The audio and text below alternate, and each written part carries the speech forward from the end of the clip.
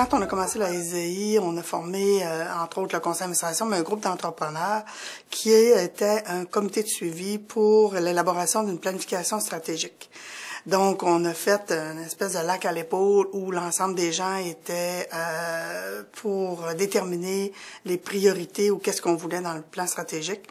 Les priorités ont été faites en fonction de différents créneaux, dont le premier créneau était le développement touristique. Donc, dans le fond, ce que la SDI voulait, c'était de ne pas tirer sur tout ce qui bouge, mais beaucoup plus de déterminer des priorités et de voir des résultats concrets en fonction de ces priorités. C'est comme ça qu'on a identifié, entre autres, que le développement touristique, on devait régler la question du bureau d'information touristique. Donc, on a travaillé sur un projet qui était l'implantation du carrefour d'accueil Innu, où le grand défi était d'intégrer des arts à l'infrastructure du bâtiment, donc de mobiliser un peu les gens pour qu'ils travaillent à cet aspect-là, donc qui va devenir un site de transmission culturelle Innu.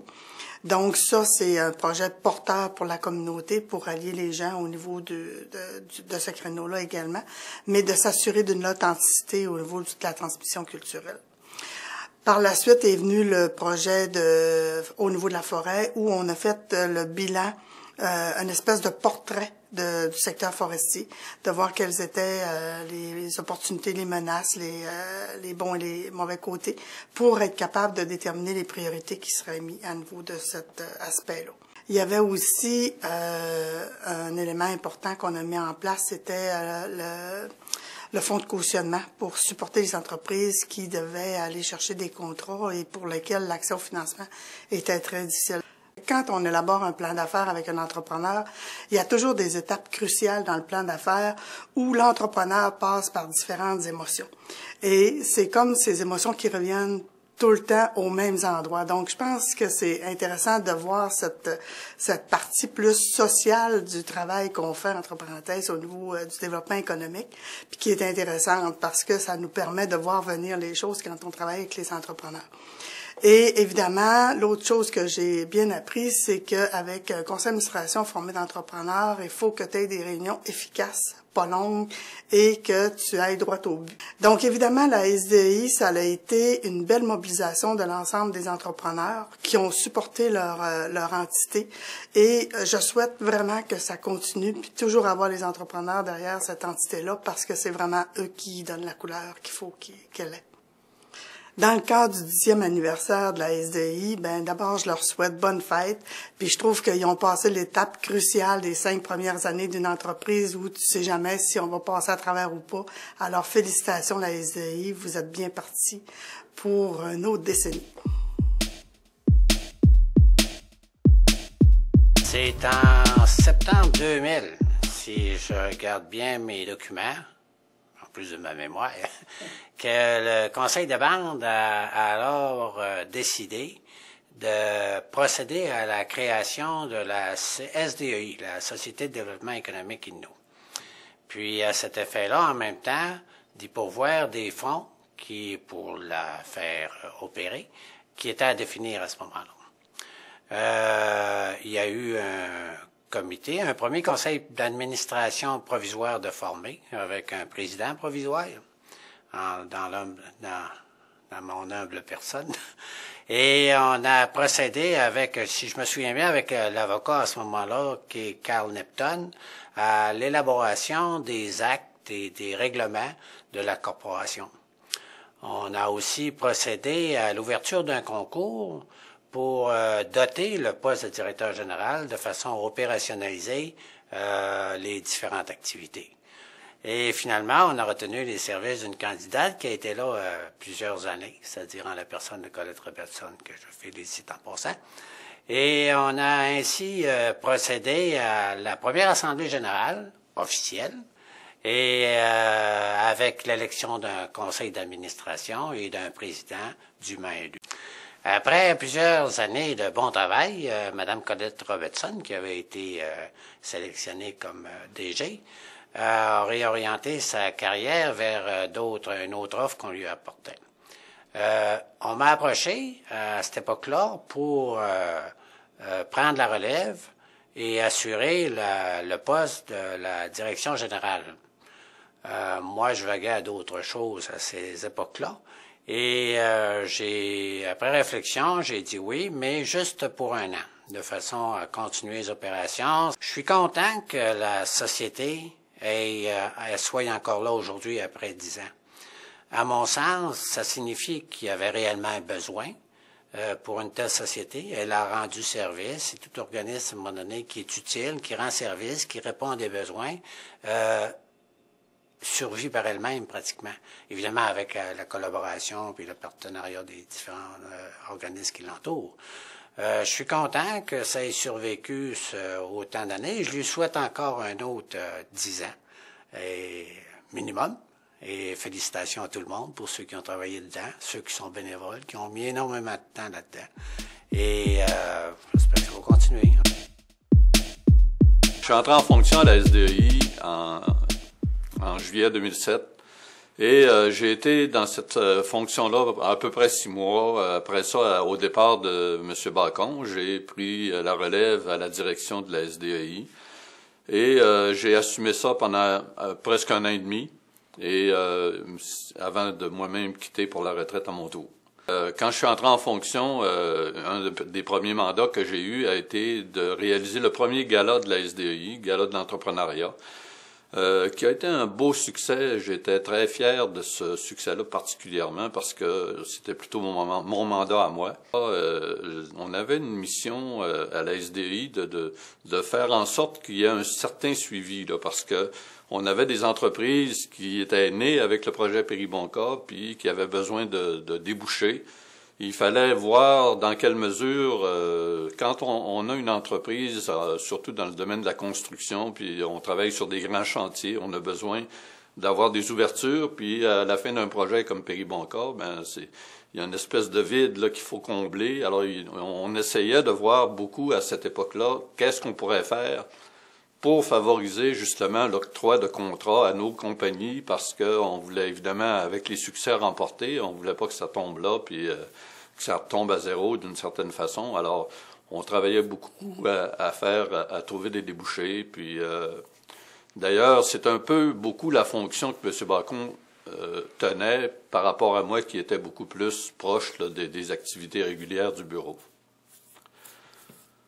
Moi, j'ai beaucoup aimé le travail à la SDI, petite équipe, là, mais très dynamique, très fonctionnelle.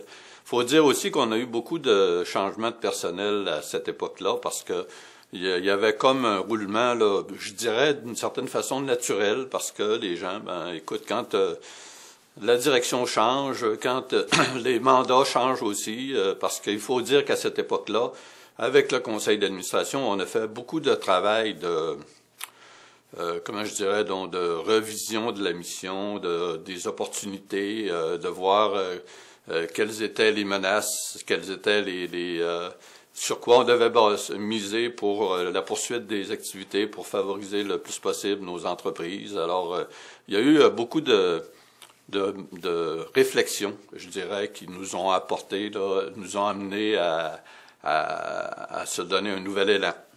Alors moi, j'ai trouvé très intéressant de travailler dans une organisation comme celle-là, avec une équipe qui était très agréable à travailler, puis qui se renouvelait, en fait, puis moi, j'ai bien aimé ça.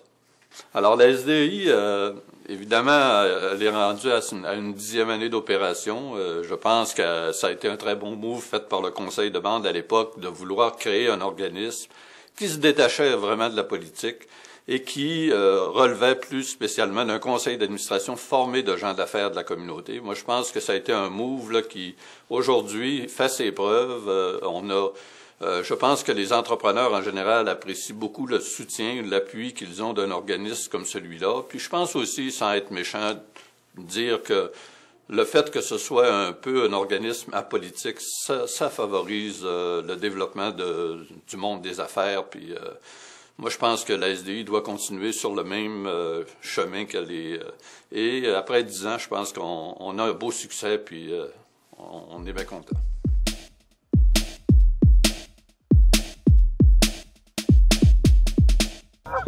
Je suis entré en fonction comme directeur général à la SDI il y a maintenant 2 ans. En principe, c'est un mandat d'une durée de 3 ans. Et c'était pas nouveau dans mon cas, dans le sens où j'ai déjà eu le privilège de présider le conseil d'administration, je crois, à 3 mandats. Alors, c'était pas vraiment nouveau pour moi. Ce qui était nouveau, c'est d'effectuer le travail de directeur général. Ça comporte évidemment plusieurs facettes parce qu'on compose avec des êtres humains. Mais c'est un défi intéressant à relever parce que personnellement, je crois honnêtement que le développement de la communauté passe par un développement économique fort avec lequel on va être en mesure éventuellement d'asseoir notre autonomie. Et ça, je pense que c'est important, c'est une chose importante à laquelle je tiens. Évidemment, tout ça ne peut pas se faire de façon désorganisée, il faut que ça se fasse de façon harmonieuse avec l'ensemble des intervenants socio-économiques de la communauté. Pour y arriver, évidemment, la SDI s'est dotée d'un plan stratégique. Et si on regarde sur un plan historique, depuis les 10 dernières années, la SDI a toujours opéré avec des plans stratégiques. C'est-à-dire, qu'est-ce qu'un plan stratégique? C'est pas compliqué, c'est simplement de prendre connaissance du milieu et d'adapter nos interventions en fonction des besoins. Alors, ce qui accompagne la planification stratégique, c'est un cadre d'intervention dans lequel on s'est donné, entre autres, 5 stratégies d'intervention.